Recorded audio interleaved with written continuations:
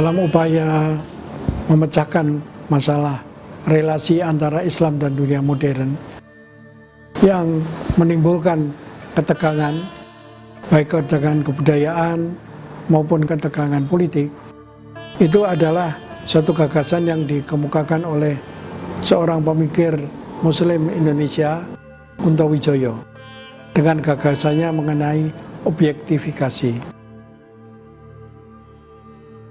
Pandangan ini bertitik tolak bahwa ajaran keagamaan yang menyangkut nilai-nilai itu selalu bersifat subjektif, dalam arti menurut keyakinan orang per orang dan keyakinan suatu kelompok atau suatu bangsa.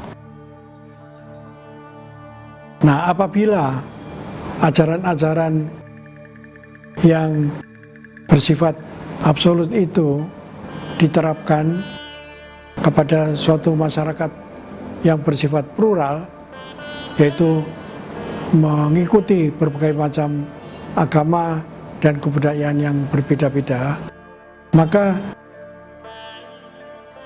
nilai-nilai absolut itu akan mengalami konflik, demikian juga mengalami resistensi. Dan ini berakibat akan menggoyahkan kestabilan masyarakat dan mengganggu proses pembangunan. Namun, ajaran-ajaran keagamaan itu, khususnya di Indonesia, tidak bisa ditolak. Dengan perkataan lain, ajaran-ajaran agama itu harus mengalami akomodasi, sebagaimana telah dilakukan oleh para penguasa-penguasa di masa yang lalu. Namun untuk menghindari konflik-konflik yang timbul seperti yang diperlihatkan dalam masyarakat Indonesia modern dan masyarakat dunia pada umumnya itu,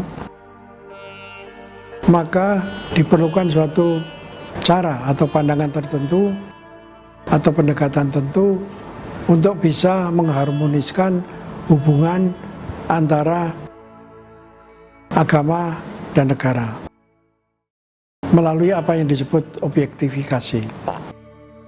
Yang dimaksud dengan objektifikasi adalah mula-mula berpikir untuk mengidentifikasi kondisi suatu masyarakat dan persoalan-persoalan yang dihadapi oleh masyarakat itu sendiri.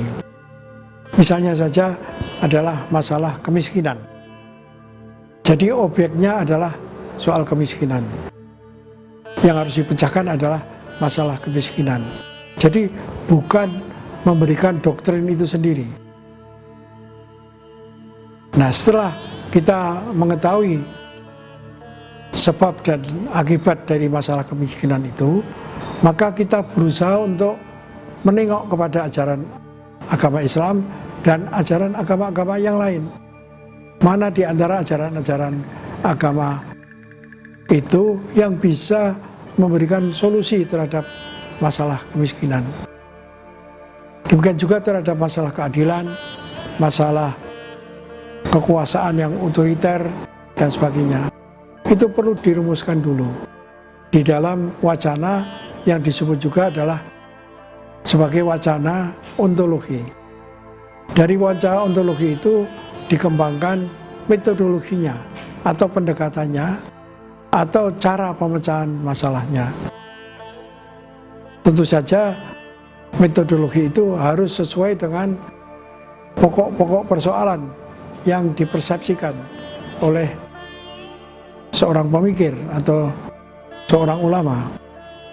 Nah, baru dari situ dilakukan perumusan mengenai aksiologinya atau hasil-hasilnya atau nilai gunanya atau tujuan-tujuannya. Dengan begitu maka akan bisa disepakati suatu pandangan yang objektif. Pandangan objektif itu bisa diketahui jika terjadi suatu kesepakatan di antara kelompok komunitas ilmu pengetahuan terhadap suatu teori atau cara berpikir atau suatu cara pandang yang sistematis, sehingga itu akan menjadi suatu solusi yang bisa diterima oleh semua kalangan, baik berdasarkan agama maupun kebudayaan dan kepentingan politik.